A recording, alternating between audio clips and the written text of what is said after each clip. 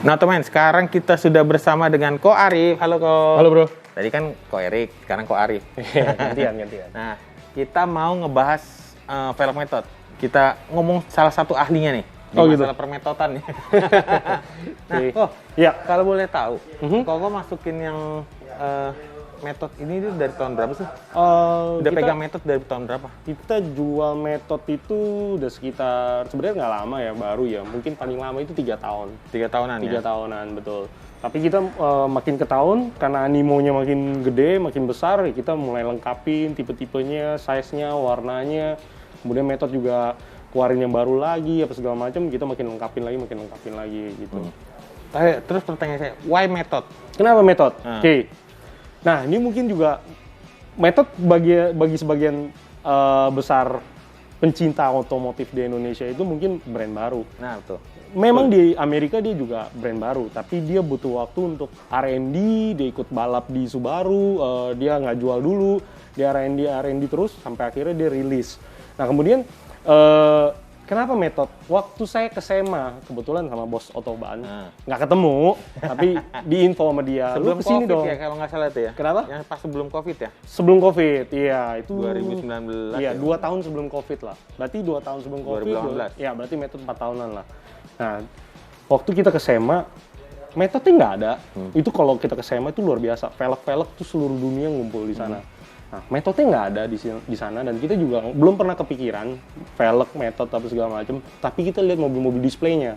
Karena kan kita lebih banyak jual suspensi sebelumnya, bumper-bumper. Kita lebih tertarik kan ngeliatin itunya. Begitu kita lihat banyak kok metode. Oke, hampir semuanya di SEMA pameran pakai metode.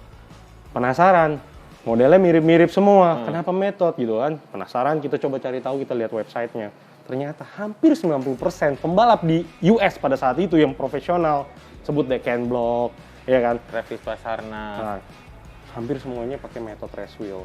Di situ kita udah mulai ngumpul di US. Kenapa kita nggak langsung ke pabrik ya? Kita kontak, orangnya ketemu, datang, kita langsung ke pabriknya, langsung deal, langsung bawa ke sini. Oh, Kayak gitu. jadi itu salah satu sejarahnya nih. Ya, sejarahnya kita jual metode. Kenapa Jual metode? metode. Gitu. Karena Om Oto juga taunya ini metode yang make itu baru si Ken Block sama Travis Pastrana itu buat dipakai di game kandangnya Subaru. Ya. Nah, itu tapi Sekarang yang di Dakar 2022 nih, yang di Saudi, yang lagi berlangsung nih, di Hiluxnya tim Gazoo Racing-nya Toyota, itu di Hiluxnya pakai metode. Itu ada, lagi berlangsung kok sekarang. terus kalau nggak salah kemarin yang pas seri sebelumnya, seri terakhir yang di mana tuh? Mekarta ya? Aha. Mobilnya Rifat Sungkar pakai metode. Oh iya, betul.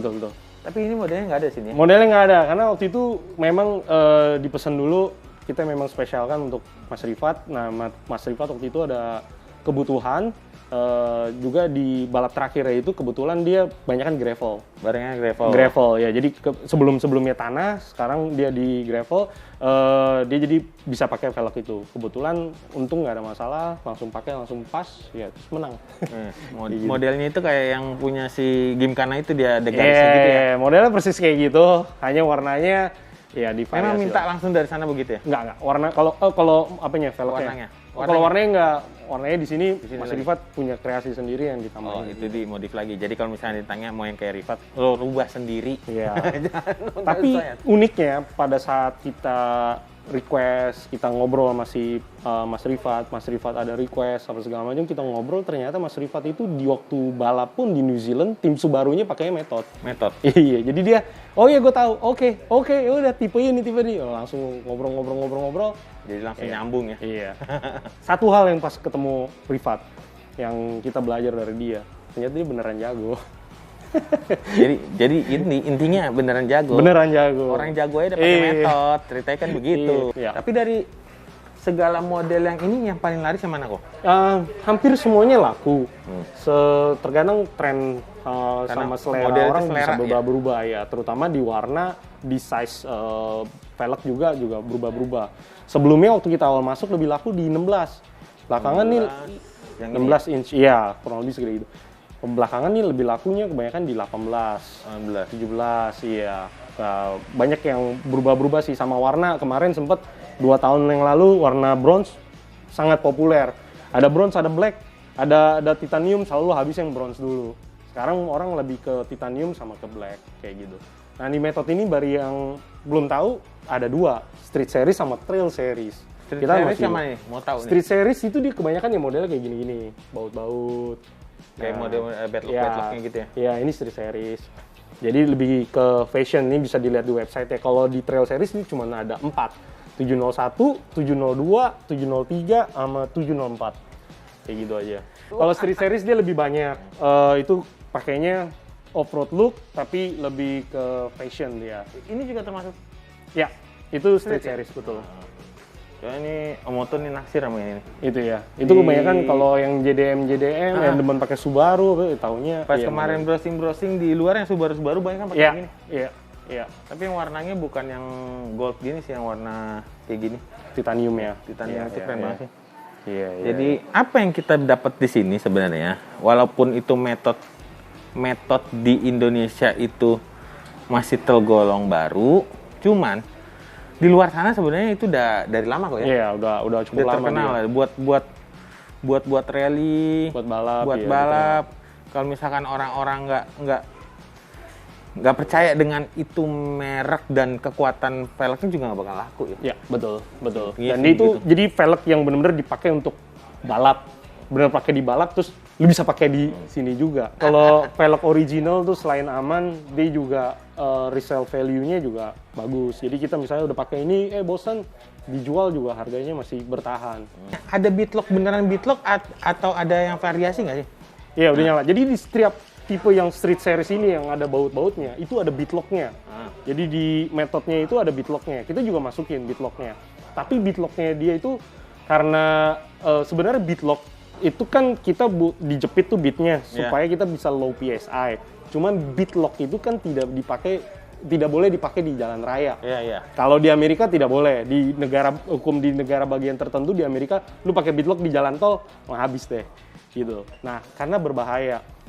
Nah, jadi kita masukin bitlock itu masih terbatas. Tapi kalau kita mau off-road, light off-road, mau overland, udah pakai trail series saja. Tapi bitlocknya kita masukin, nanti kita keluarin deh. Nah, nih ngomongin masalah bitlock, nih kita punya displaynya satu.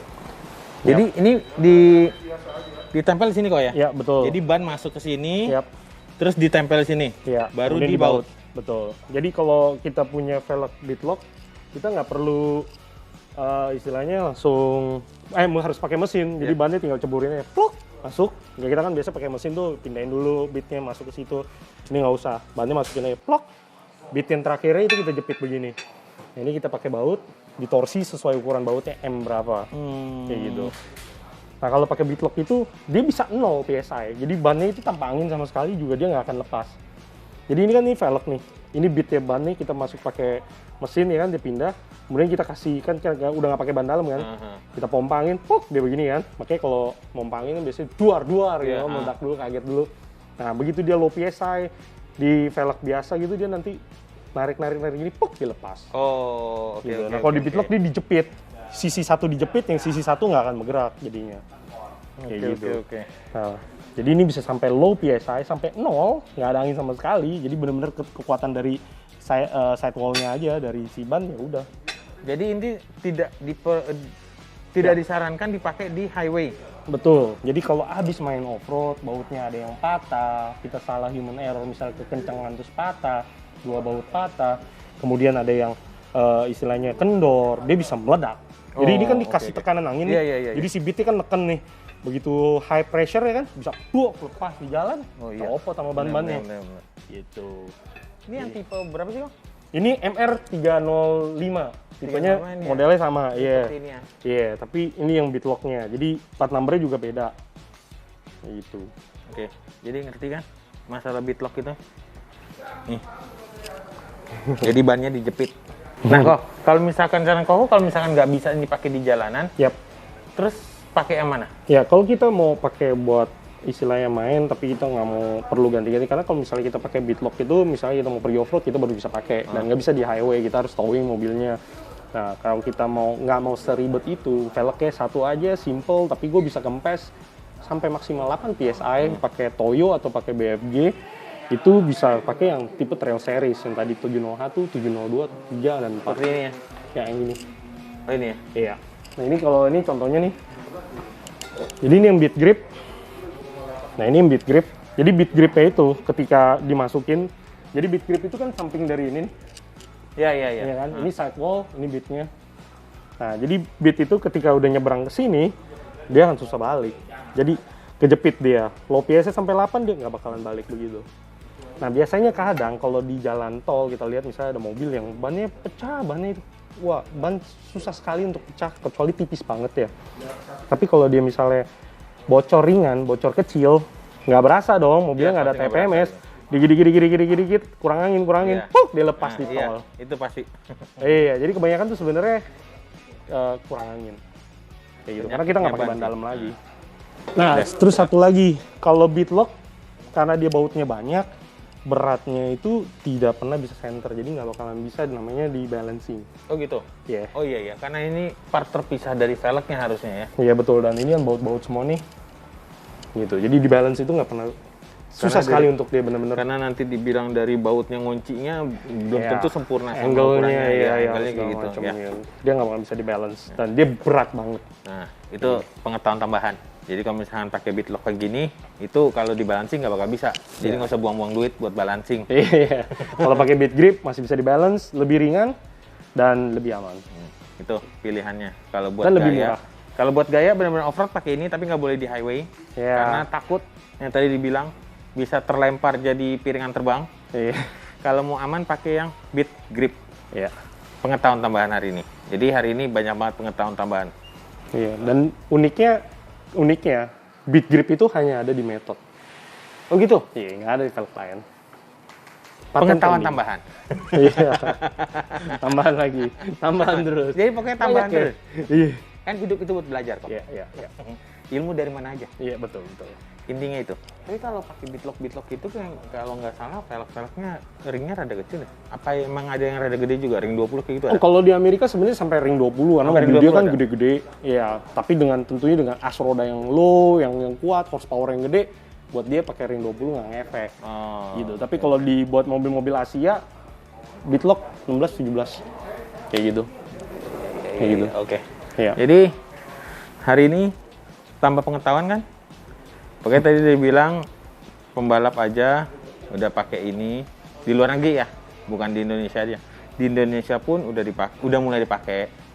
Dan baru Rifat Sungkar kayak pakai ya? Baru Rifat Sungkar. Sebenarnya setelah Rifat balap kemarin, permintaannya ada dari yang lain. Cuman karena kita kemarin nggak kepikir ke sana, ya kita jadinya agak telat lah untuk stoknya. Tapi kita masukin nanti.